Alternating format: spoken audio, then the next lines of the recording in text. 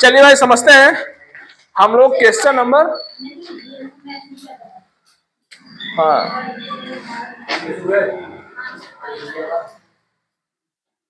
Chapter पहले का आपका बिलियन का क्वेश्चन नंबर क्या चला था, 4 5। चलो भाई समझते हैं क्वेश्चन 5। क्वेश्चन 5 में मैं बात कर चुका था कहां तक, मोललता हम लोग फाइंड कर लिए थे। मोललता आ गई थी कि नहीं, कितना आया था मोललता, चलो थोड़ा सा 1 मिनट रुको। 10%, 10% क्या था, डब्लू बाई डब्लू का बिलियन था, है ना। हाँ ग्लूकोज था, डब्लू बाई डब्लू का क्या था, ग्लूकोज था। अब ग्लूकोज माने बिले, और 90% अपने आप क्या समझेंगे, पानी समझेंगे। ठीक, इसका वैल्यू C6H12O6 कितना आया था भाई इसका, बोलो 180। इसका कितना आया था, 18 आया था। ठीक, इतना ग्राम, इतना इसका मोलर मास है, और इसका भी मोलर मास कितना है, 3 है। ठीक, और अगर भार की बात करें डब्लू की, 10% ये वेट है ना, तो डब्लू का मान इसके लिए कई ग्राम है, बोलो भाई। ग्लूकोज के लिए C6H12O6 कई ग्राम है, 10 ग्राम है। और पानी कितने ग्राम है, 90 ग्राम है। क्लियर है, यही था हमारे पास सवाल। अब इस पूरे चीज को समझते हुए आपको क्या याद करना था, मोललता याद करनी थी। मोललता हम लोग फाइंड कर चुके थे। मोललता निकालने में फिर हमने कहा था बिलियन में प्रत्येक घटक का मोल अंश क्या होगा। मोल अंश आया था नहीं, मोल अंश निकालने के लिए क्या करते हैं, चलो बताओ मोल अंश का फार्मूला क्या होता है। इसी को मोल प्रभाज भी बोलते हैं, इसको भी याद कराना। पहले आप परीक्षा में आगे मोल प्रभाज याद करो। अब समझ में नहीं आ रहा है मोल प्रभाज कौन सा गाड़ी का नाम है। मोल अंश याद करना है। मोल अंश को हम लोग किससे शो करते हैं, एक्स से शो करते हैं। ठीक, और एक्स की वैल्यू क्या होती है, विलेय के मोलों की संख्या, यानी अवयव के मोलों की संख्या अपान विलयन के कुल मोलों की संख्या। समझा। अब अगर हम अवयव ले ले विलायक का, ए माने विलायक सॉल्वेंट। ठीक, अगर हम विलायक ले लें, ऊपर क्या होगा, समझ आ रहा ना, अपान Na+, ये विलयन के कुल मोलों की संख्या और यह विलायक के मोलों की संख्या है। सेम एज XB भी लिख सकते हो। XB निकालोगे तो क्या निकलेगा, Na+ NB। समझ में आया। अगर यहाँ x से करोगे तो यहाँ Na, यहाँ Na। मतलब अगर यहाँ विलायक का मोल अंश निकालना होगा तो विलायक के मोलों की संख्या रखोगे, अगर विलेय का मोल अंश निकालना होगा तो विलेय के मोलों की संख्या रखोगे। समझ आया, पक्का हुआ। अब आपको ध्यान दो, 2 मान याद करने, एक Na याद कर लो, एक NB याद कर लो। क्या क्या फाइंड कर लो, Na और NB। अगर Na NB याद कर लोगे तो आपका आंसर आ जाएगा, सब रख दोगे, x भी आ जाएगा। चलो निकालते हैं। Na की वैल्यू निकालना होगा, कैसे निकालोगे, Na क्या होगा, भार बटा अणुभार। तो भार माने WA और अणुभार माने Ma। समझा। तो क्या रखोगे, WA, A माने विलायक होता है, A माने हाँ इसको जानते रहना। और विलायक कौन है, यहाँ पे पनिया है, विलायक है ना, ये वाटर है, पानी है हमारा।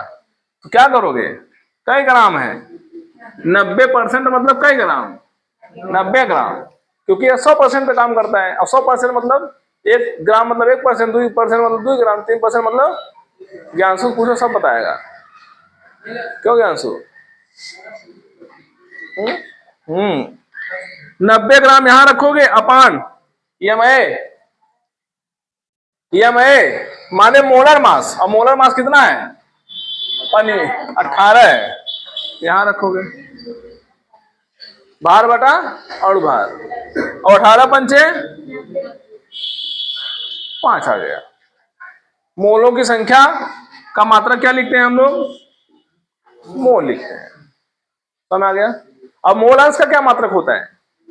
कौनो मात्रक नहीं होता है। ठीक है, मोलों की संख्या का मोल लिखाएंगे। एन का मान आ गया। ऐसे हम लोग एनबी का मान निकालो। एनबी निकालोगे तो डब्ल्यू बी बाई एम बी होगा हमारा, नहीं होगा, इज इक्वल टू डब्ल्यू बी की वैल्यू कितनी है?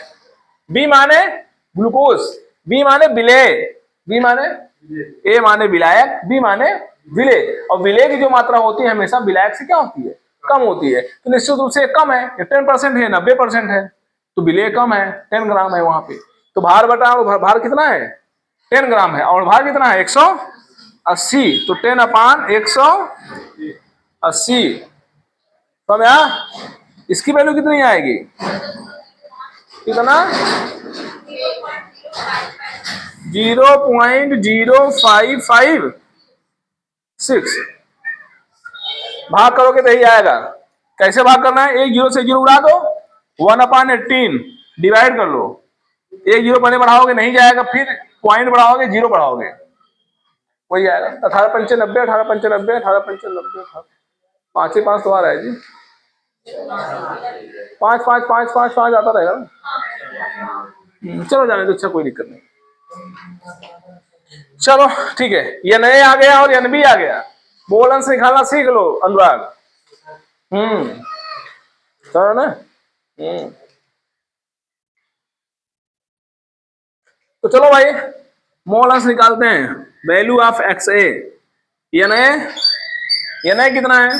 5 है, upon n A plus n B, 5 plus इतना 5 प्लस 0.0556।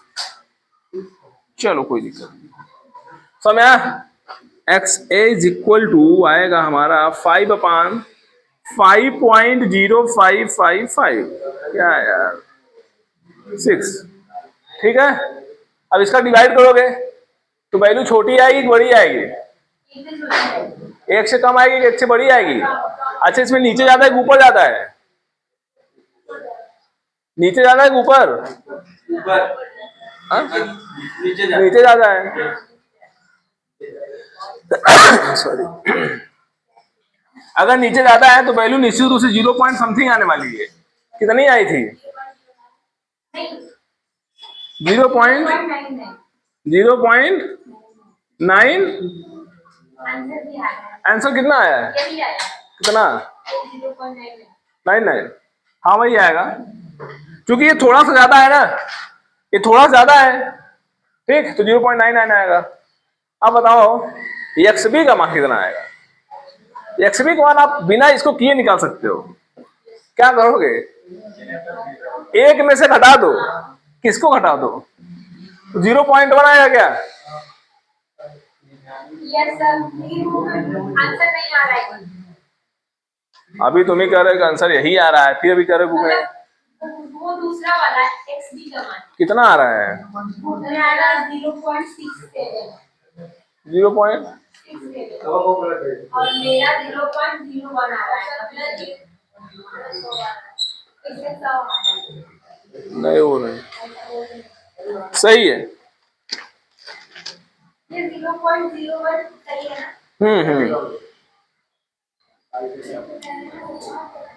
कैसा क्वेश्चन है ये? 5वां उतना तो आ रहा है जी। कहाँ तुम लोग कह रहे 0.0 होने तो आ रहा है। तुम समझ जबरदस्ती आंसर बताते हो। एक्स बी क्या आएगा?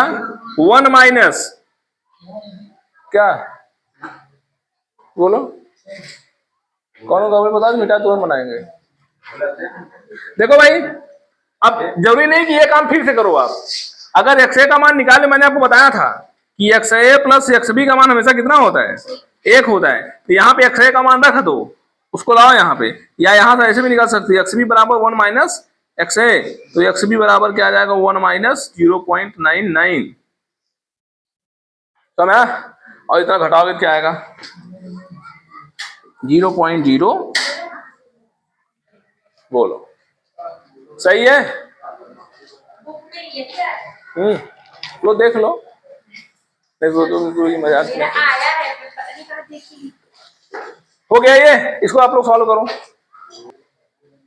देखिए भाई, इसी में एक सवाल और पूछ रहा है हमसे भी। क्या कह रहा है? कह रहा है कि यदि विलयन का घनत्व 1.2 ग्राम मोल प्रति लीटर हो। क्या है? घनत्व का मान दिया हुआ है, ध्यान दीजिए अच्छे से। घनत्व दिया है 1.2 ग्राम मोल प्रति लीटर। कह रहा है कि दिया हुआ है घनत्व का मान, तो कह रहा है कि मोलरता की गणना करो। अब बताओ मोलरता निकाल लोगे आप लोग? मोलरता कैसे निकालोगे? मोलरता का फार्मूला क्या होता है? मोलरता इज इक्वल टू क्या होता है? विलेय के मोलों की संख्या, बोलो, विलेय के मोलों की संख्या अपान क्या? विलायक का आयतन कि विलयन का आयतन? विलयन का आयतन लीटर में। वेरी गुड, विलयन का आयतन लीटर में। और मोलरता वाले में क्या होता है? वहां विलायक आयतन लीटर में, किलोग्राम में होता है। मोलरता वाले में विलायक का आयतन, विलायक का द्रव्यमान किलोग्राम में लिखना है। ठीक। अब यहां से आपको दो चीजें चाहिए। पहला, विलेय के मोलों की संख्या चाहिए। दूसरा क्या चाहिए हमको? बोलो भाई, क्या क्या चाहिए? विलेय के मोलों की संख्या चाहिए और विलयन का आयतन लीटर में। तो मोलों की संख्या अब ये लोग निकाले थे ना, विलेय के मोलों की संख्या कितनी आई थी? बोलो यार, चलो निकाल लेते हैं। विलेय के मोलों की संख्या, चलो देखो मोलों की संख्या। तो बताओ सुमित, यहां विलेय कौन है? विलेय कौन है यहाँ पे?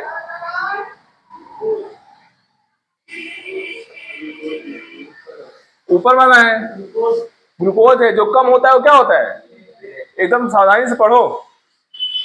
और विलेय हमारा भार बटा, भार कितना है? भार कई ग्राम है? अणुभार कितना है?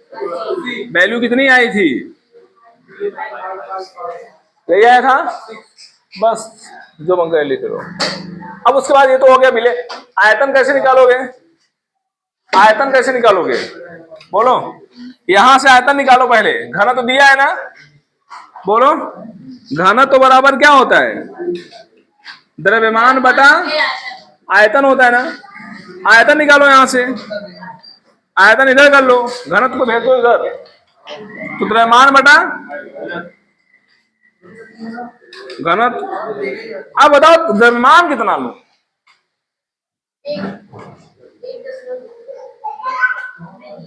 द्रव्यमान कितना लो? 100 ग्राम पूरा। मैं बताया हूं कि जब विलयन की बात कर रही है, ये घनत्व जो दिया है ना, किसका दिया है? विलयन का दिया हुआ है। जब विलयन का घनत्व दिया है तो विलयन का द्रव्यमान रखोगे। और विलयन पूरा कितने पे काम करता है? ये जो परसेंटेज लिया गया है, कई परसेंट पे? 100% में ना। 100% मतलब कई ग्राम?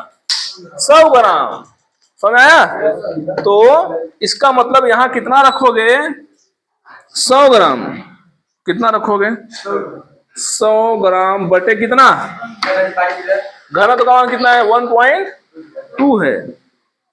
समझ आया? अब बताओ, इसको डिवाइड करो। एक पॉइंट काटो, जीरो बढ़ाओ। 1000 अपान कितना? 12 हो जाएगा। 12 अट्ठे 96। फिर कितना बचा? 4, 40 हुआ। 12 तिया 36, 12 तिया 36, और फिर 3 आएगा। चलो 83.33 आयतन आ गया इसका। आयतन किसमें आया है? ये लीटर में आया है, ml में आया है। कबाड़ी ml में आया। अब उसको ले जाकर दोनों वैल्यू रखोगे। देखो, ये है मोलों की संख्या और ये है आयतन। दोनों लाओ यहां, पटक दो और बदल दो लीटर में। ये आएगी मोलरता। मोलरता को बोलते हैं कैपिटल M। मोलों की संख्या कितनी आई है?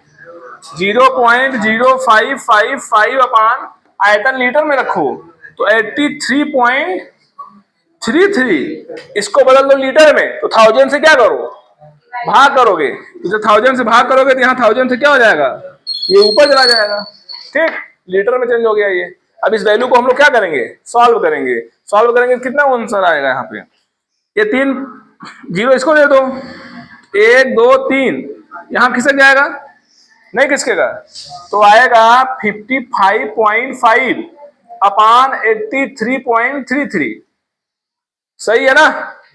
पॉइंट को काटो दोनों को और ऊपर एक 0 बढ़ा लो, इतना तो आप लोग को करना आ ही गया है। 5 5 5 अपान कितना 8333, एक ऊपर 0 टांग दो। समझ आया। अब क्या ये डिवाइड चला जाएगा ना, नहीं जाएगा, एक 0 और एक 0 पॉइंट कितना आंसर आएगा, भाग करो इसका, डिवाइड करके आंसर बताओ कितना आ रहा है, 0.67। बताओ मोलरता का यूनिट क्या होता है, मोलरता का मात्रा क्या होता है, मोल पर, हाँ मोल पर लीटर हो जाएगा। समझ आ गया। ध्यान देखो, सरल सवाल है एकदम से, कुछ करना नहीं होता है, बस आपको ध्यान, अगर मोलरता पूछा है तो मोलों की संख्या निकाल लो, आयतन निकालो, मोलों की संख्या निकल गई, आयतन निकल गया, और फिर ले आकर के फार्मूले में तो आंसर आ जाएगा। ठीक है,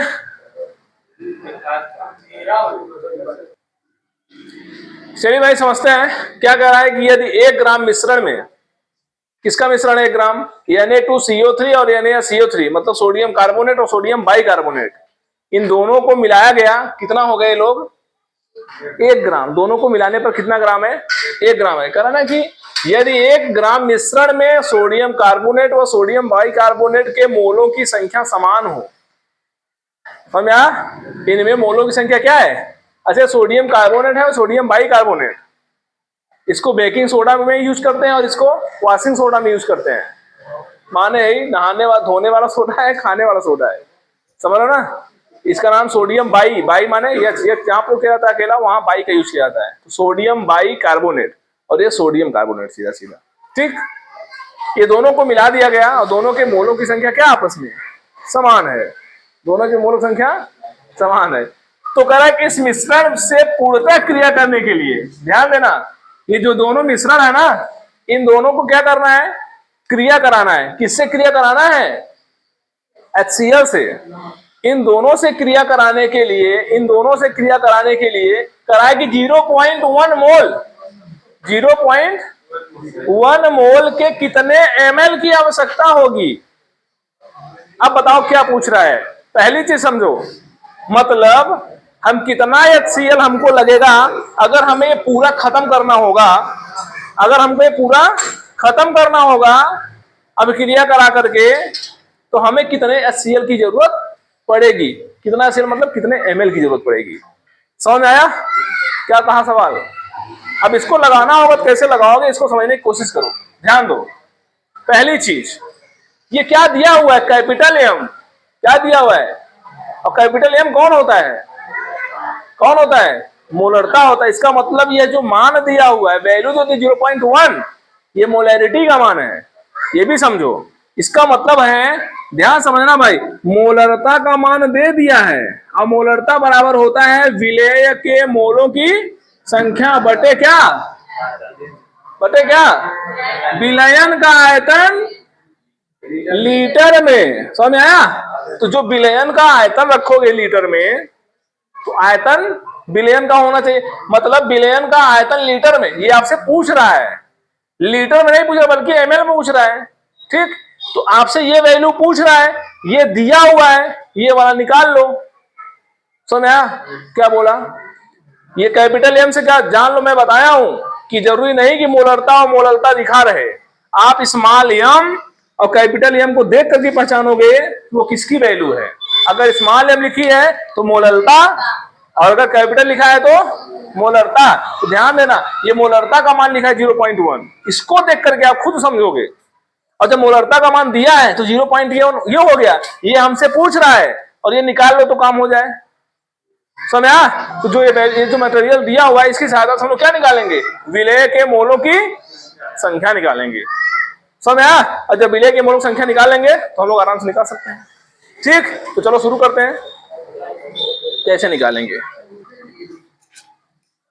सबसे पहले हमारे पास सोडियम कार्बोनेट है और सोडियम बाइकार्बोनेट है, दोनों मिलाकर के कितने ग्राम है? 1 ग्राम है।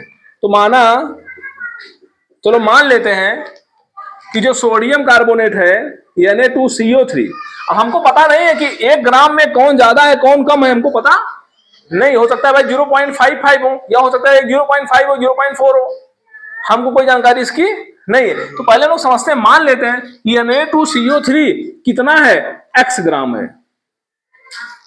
कितना ग्राम होगा? x ग्राम होगा। कौन है? Na2CO3। एक मिनट, थोड़ा सा एक चीज और आप लोग बता दें, एक मिनट थोड़ा सा हमको अभी जरूरत पड़ेगी इनके अणुभारों की। Na2CO3 का अणुभार क्या होगा और NaHCO3 का अणुभार कितना होगा? सोडियम कार्बोनेट सोडियम बाइकार्बोनेट का अणुभार निकाल लो पहले, एक ही जरूरत पड़ेगी हम लोग है। सोडियम कितना होता है? 23 होता है। कितना होता है? और 23 दूना 46, और कार्बन का 12, और ऑक्सीजन का 16 तिया 48। तीनों को ऐड कर दो, 6 2 8 8 16 कहीं 6 4 1 5 4 9 और 106 आ गया इसका। इसका कितना आएगा देखते हैं। सोडियम का 23, हाइड्रोजन का 1, और 16 तिया सॉरी कार्बन भी है ना 12 प्लस 16 तिया 48, कितना आ गया? 12 पंचे 60, 60 और 24 84। समझ आ गया? इन दोनों के अणुभार निकल गए, इन दोनों को अणुभार निकल गए, इनकी जरूरत पड़ेगी। अब चलो मान लेते हैं कि हमारे पास, माना सवाल को ध्यान समझना भाई, हम कहां से कहां लेके जाए, क्योंकि ये कह रहा है कि दोनों के मोलों की संख्या क्या है? समान है। तो दोनों के मोलों की संख्या निकाल करके हम लोग बराबर दिखाएंगे। ठीक, देखो माना Na2CO3 इज इक्वल टू कितना ग्राम? x ग्राम। ठीक, लिख सकते हैं? तो बताओ, तो Na2CO3 के मोलों की संख्या कितनी होगी? मोलों की संख्या कितनी होगी? हाँ, भार बटा अणुभार। तो भार हमको कितना पता है? x मान लिया है, और भार कितना है? 106। तो भार बटा अणुभार, तो x बटा क्या हो जाएगा? अब तो समझ आ रहा है ना? सेम एज अगर Na2CO3 है, ध्यान समझना, ये दोनों मिलाने पर 1 थे। कितने थे? बोलो तो बताओ, अगर हम इसको x मान लिए हैं, ये वाला कितना होगा? नो, यहां देखो भाई, Na2CO3 plus NaHCO3 is equal to कै 1, और हम इसको कितना मान चुके हैं? x मान चुके हैं। तो बताओ ये कितना होगा? x को भेजो इस तरफ यार, नहीं होगा। तो NaHCO3 कितना आएगा? 1 माइनस x आएगा। है यू क्लियर? अगर इसको आप x माने हो तो अगला वाला वैल्यू क्या आएगा? तो चलो मान लेते हैं, तथा NaHCO3 is equal to 1 minus कै ग्राम? x ग्राम। नहीं होगा, NaHCO3 की वैल्यू कितनी आएगी? 1 माइनस x ग्राम होगी। अब बताओ, इसका मोलक संख्या निकाल लो, number of mole in NaHCO3 है ना। NaHCO3 में मोलों की संख्या इज इक्वल टू भार बटा, तो भार कितना है? 1 माइनस एक्स। अणुभार कितना है? 84 है हमारे पास। और ये कह रहा है कि दोनों के मोलों की संख्या समान है। तो इतना बराबर इतना हम लिख सकते नहीं, ये भी मोलों की संख्या है, ये भी मोलों की संख्या है, दोनों के मोलों की संख्या क्या है? आपस में बराबर है। तो हम इसको क्या दिखा सकते हैं? चलो उधर लिखते हैं। कहाँ गया यार?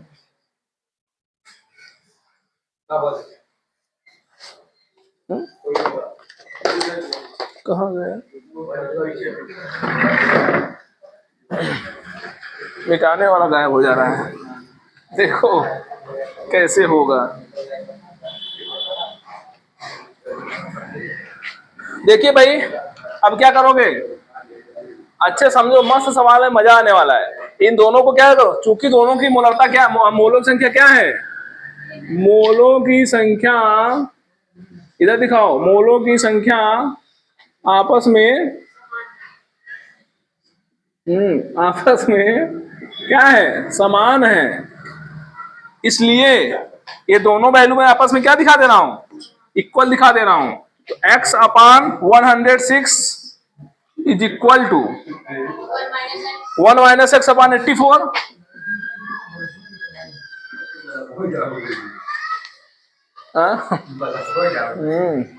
अब क्या होगा, अब इसका मल्टीप्लाई इधर कर दो, इसका इधर कर दो, कर दे। यहां से पता है मैं क्या निकालूंगा, x की वैल्यू निकालूंगा, और x की वैल्यू निकाल करके यहां रखूंगा और यहां रखूंगा, तो ये क्या आ जाएंगे, दोनों के भार आ जाएंगे। समझ नहीं, चलो निकालते हैं। x की वैल्यू यहां से निकालो, 84, x क्रॉस मल्टीप्लीकेशन करो तो 84x is equal to 106 minus 106 x होगा। 106 को इस तरफ लेते आओ, कितना हो जाएगा, 84 और 106 कितना हो जाएगा, 190। ज्ञानसु यार बताओ, तुम्हारा कैलकुलेशन तेज है ना। 106, अब बताओ x की वैल्यू क्या होगी, यहां से 106 बटा 190 आ गया। ये वैल्यू है x की, इसका मतलब है, ध्यान देना, यहां पे अकेला x है, यहां पे अकेला x है, तो Na2CO3 का भार कितना आएगा, यानी Na2CO3 का जो द्रव्यमान होगा या भार जो होगा वो कितना होगा, x ग्राम है, और x हमारा कितना है, 106 बटा 190 है हमारा। ठीक है, अब बताओ Na2CO3 NaHCO3 का कितना होगा, सोडियम बाइकार्बोनेट वाला कितना होगा, 1 माइनस एक्स पानी इतना होगा। बोलो, NaHCO3 का भार बराबर 1 माइनस एक्स अपान 84, तो 1 माइनस एक्स की वैल्यू कितनी है, कितनी है 106 और बटे कितना 190 होगा।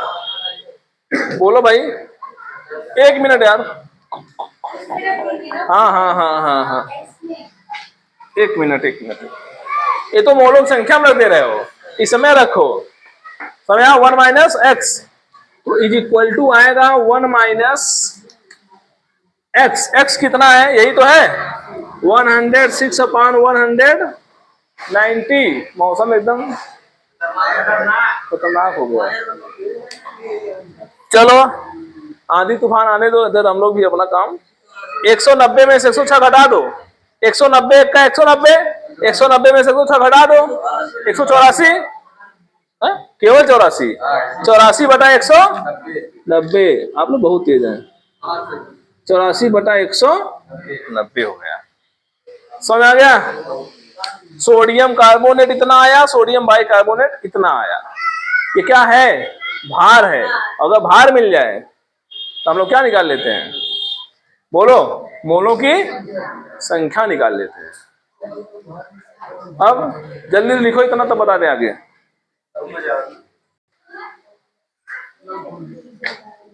अब इस वैल्यू को हटा रहे हैं, अब आप लोग ऊपर देखेंगे, ध्यान दीजिएगा। हमारे पास सोडियम कार्बोनेट का जो द्रव्यमान आया कितना आया, इतना आया, और सोडियम बाइकार्बोनेट का जो द्रव्यमान आया है वो कितना आया है, 84 बटा 190। मतलब क्या, ये जो 1 ग्राम वैल्यू है ना, वो इसमें ये इतना है और ये इतना है।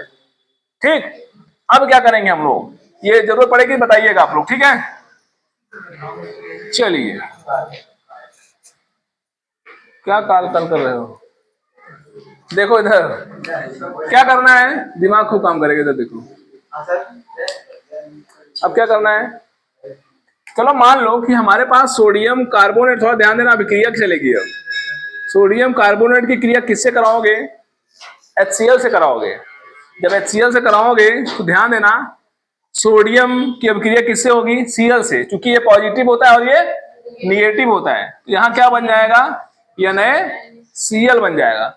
और अगर इस तरफ कार्बोनेट होता है तो इस तरफ क्या बनेगा, कार्बन डाइऑक्साइड, कार्बन डाई नहीं, कार्बन डाई उठाने में बेटा हो जाएगा, कार्बन डाई ऑक्साइड। अब यहाँ कार्बन डाइऑक्साइड और यहाँ और क्या बचा है, एक ऑक्सीजन बचा और यहाँ हाइड्रोजन बचा है, और हाइड्रोजन ऑक्सीजन मिलकर क्या बनाते हैं, नहाने वाला बना देते हैं। नहाने वाला जानते हैं? हाँ, अब ध्यान दो, थोड़ा समझो। यहाँ पे सोडियम कार्बोनेट और HCl मिल करके ये बनाए, ये बनाए, ये बनाए। ये देखो बैलेंस है। यहाँ पे कई NA है, एक NA, यहाँ कई NA है, तो यहाँ कई NA करोगे, 2 NA। अब यहाँ कई Cl हो गया, 2 Cl हो गया, यहाँ क्या करोगे, 2 Cl हो गया। वही बारात वाले बताएंगे, 2 Cl हो गया। हो गया कि नहीं हो गया, बोलो। सही अभिक्रिया, बैलेंस है। दूसरी अभिक्रिया, ये तो सोडियम कार्बोनेट वाली है। अब सोडियम बाइकार्बोनेट वाली अभिक्रिया है, वो भी किससे कर रही है, HCl से ही कर रहा है। अब ध्यान दो, ये भी NaCl से क्रिया करेगा, क्या बनाएगा, NaCl। और यहाँ कार्बन डाइऑक्साइड है, सॉरी कार्बोनेट है, क्या बनाएगा, और ऑक्सीजन बचा है तो क्या बना देगा, पानी। ये बैलेंस है, चेक करो, बैलेंस अभिक्रिया है ये, है। एक Na यहाँ, एक Na यहाँ, एक Cl यहाँ, एक Cl यहाँ, C अकेला इस तरफ है, C अकेला उस तरफ है, 3 ऑक्सीजन यहाँ है, 2 ऑक्सीजन यहाँ, 1 ऑक्सीजन यहाँ, बैलेंस है। समझा? इसका मतलब है, ध्यान देना, जो अभिक्रिया सोडियम कार्बोनेट करेगा वो HCl का कई मोल खा रहा है, 2 मोल खा रहा है, और सोडियम बाइकार्बोनेट वाला कई मोल खा रहा है, 1 ही मोल खा रहा है। समझा? यह 2 मोल खाया और यह 1 मोल खाया। समझ आया? ये 2 मोल खा गया और ये 1 मोल खा गया, तो क्या होगा, थोड़ा समझो।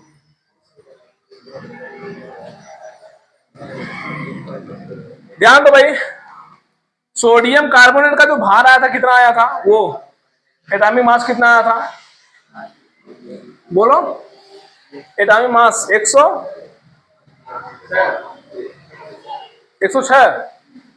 सोडियम कार्बोनेट, ध्यान दो भाई, 106 ग्राम। अच्छे समझो, सोडियम कार्बोनेट का द्रव्यमान कितना होता है, 106 होता है। भाई अकेला है ना, अकेला माने कई ग्राम खाया होगा, 106। और 106 को खाने के लिए 2 मोल की जरूरत पड़ती है, 106 को खाने के लिए 2 मोल की जरूरत पड़ती है। तो बताओ इतना खाने के लिए कितनी जरूरत पड़ेगी, पूरा कर दोगे। अभी देखो कैसे समझाते हैं।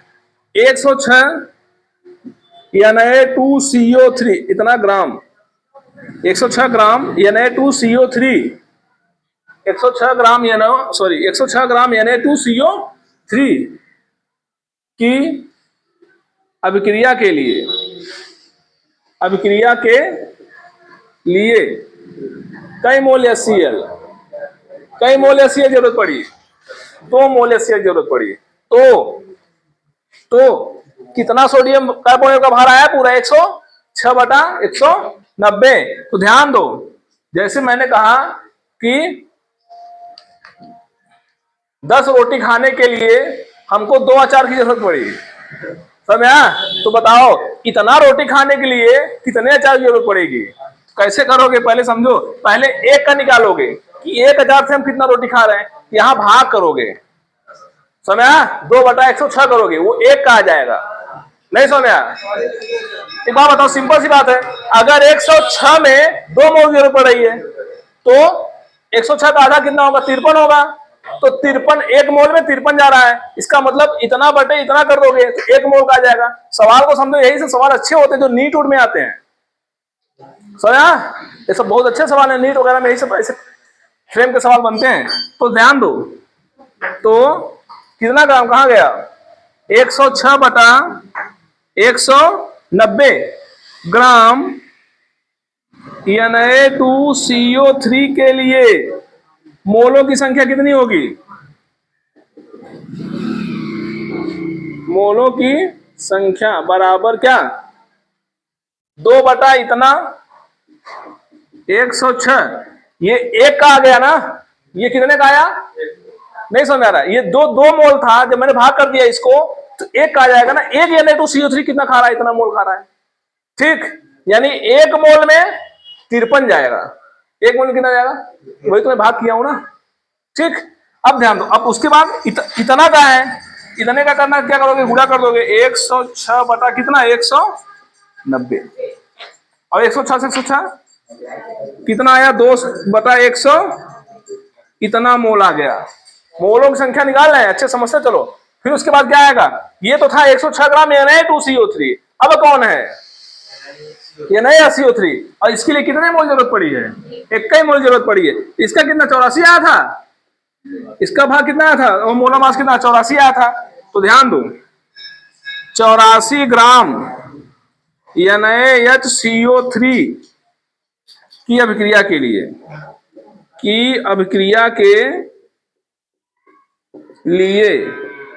कितना मोल, एक मोल केवल खा रहा है, कई मोल खा रहा है, एक मोल खा रहा है। तो सिंपल बात है, जब वहां दो था, 2 बटे किए थे, और 2 बटे किसका किए थे, इसका किए थे, तो यहां क्या करोगे, 1 बटा इतना करोगे। तो कितने के लिए, 84 बटा 190 के लिए, 84 बटा 190 ग्राम के लिए क्या आएगा हमारा, क्या आएगा, यही लिखा हूं जैसे यहां लिखा हूं, इतना ग्राम क्या NaHCO3 के लिए मोलों की संख्या, कितना मोलों की संख्या आएगी बताओ, 1 बटा 84 कर लोगे, और इंटू कितना 84 बटा 84 कितना मोल आ गया, 1 बटा 190 आ गया। ध्यान दो इतना मोल ये आया 2 बटा 190, और इतना मोल आया ये, दोनों के मोलों की संख्या निकल गई। कुल मोलों की संख्या निकालो पूरे बिलियन का, तो कुल मोलों की संख्या कितनी होगी, कुल मोलों की संख्या क्या आएगा, ये प्लस ये, तो 2 बटा 190 प्लस 1 बटा 190, तो पूरा कितना आ गया, 3 बटा 190 मोल आ गया। इतना मोलों की संख्या आ गई हमारे, निकल गया, मोलों की संख्या मिल गया, ले जाकर रखो फार्मूला में। अब कैसे लगाओगे, यहां देखो, मोलरता बराबर क्या होता है, विलेय के मोलों की संख्या अपान विलयन, विलयन का आयतन लीटर में होगा, समझ में आया। अब लगा लोगे, मोलरता कितना दिया हुआ है, 0.1 दिया हुआ है, और विलेय के मोलों की संख्या यहां आ चुकी है, 3 बटा 190 आई हुई है, और यहां से क्या निकालोगे, आयतन निकालोगे, समझ में आया, पक्का हो गया। इसको आप लोग कर लो, उतना कर लेना घर।